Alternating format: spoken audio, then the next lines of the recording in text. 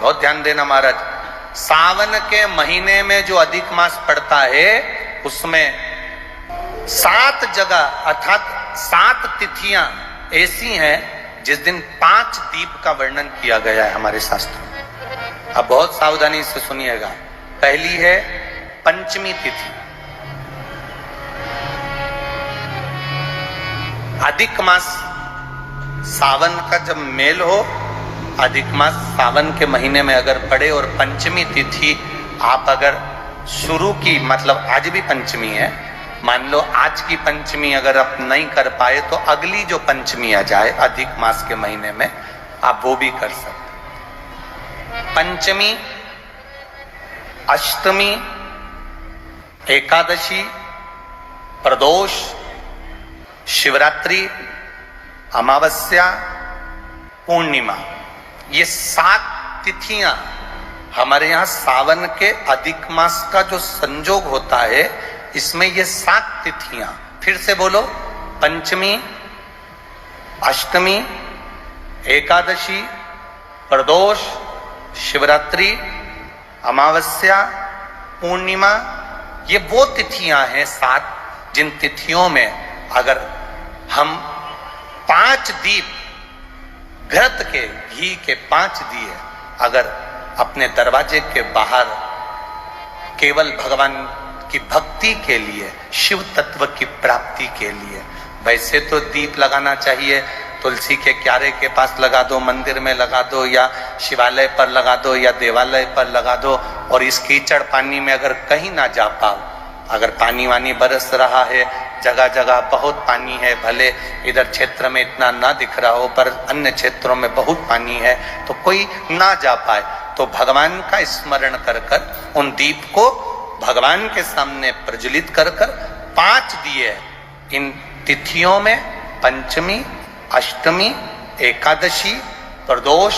शिवरात्रि, अमावस्या और पूर्णिमा, जो सावन के महीने में अधिक मास पड़ता है उसमें ये 7 तिथियों पर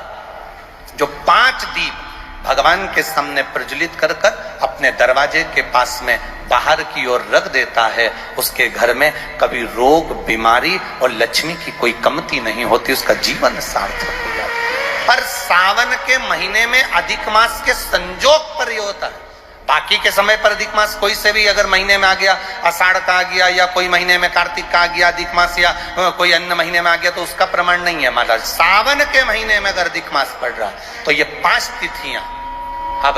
कई लोग कहते हैं गुरुजी पंचमी हम 2 लें, 2 पंचमी आएगी, 2 एकादशी का वर्णन आ जावे, तो हम कौन सी? तो यहाँ एक भी अगर आप कर रहे हो 7 तिथियों में से एक भी अगर ये नहीं कर पाओ तो अगली कर लो, अगली नहीं कर पाओ तो ये स्मरण में रहकर उसको करा। भगवान शंकर का संवाद कहता है, शिव महापुराण की कथा वर्णन करती है, स्वयं शिव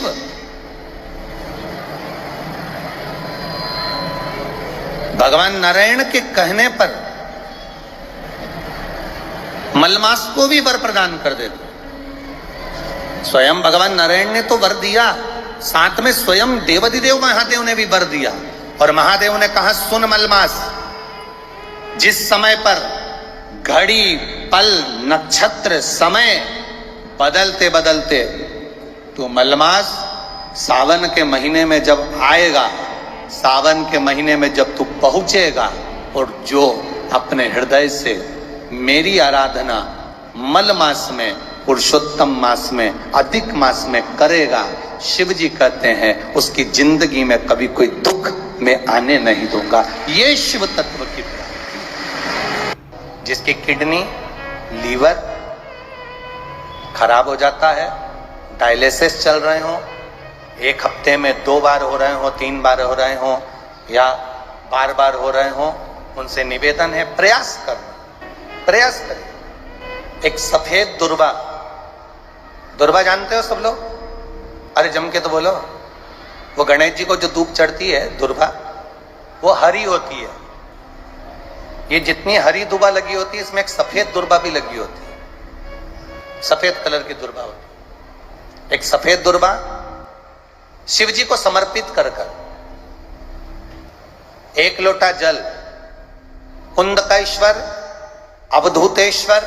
महादेव का नाम लेकर शंकर को समर्पित करें और उस जल को लेकर वो दुर्वा को वापस उठाकर ले आए। जिसके डायलिसिस चल रहे हो या जिसका किडनी लीवर बेकार हो रहा हो, वो जल जो शिवजी पे चढ़ा हुआ है दुर्वा वाला, वो जल उसको दें। वो दुर्वा फिर वापस पानी में गला दें और उसका पानी उस डायलिसिस वाले को, ज्यादा मात्रा में पानी नहीं देना, केवल ये समझ लो कि एक छोटी चम्मच होती है तो छोटी चम्मच से आधा चम्मच पानी भी अगर आपने उसको दिया और उसके एक हफ्ते में अगर 2 भी डायलिसिस चल रहे हैं और कुंदकेश्वर अवधूतेश्वर महादेव का नाम लेकर अगर आप समर्पित कर रहे हो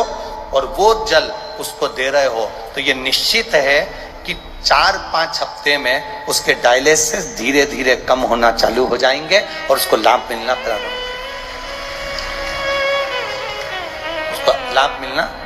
हो। पर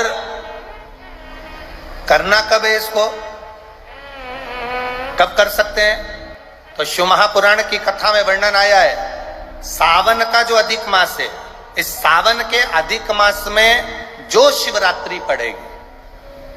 अधिक मास की एक शिवरात्रि पड़ती है, तो अधिक मास की जो शिवरात्रि पड़ेगी उसी दिन में कभी भी शाम तक रात्रि तक तुम्हारी जब मर्जी पड़ जाए, तब देवाधिदेव महादेव को वो दुर्वा समर्पित कर कर उस जल को लाकर उस जीव को अवश्य प्रदान, उसको अवश्य।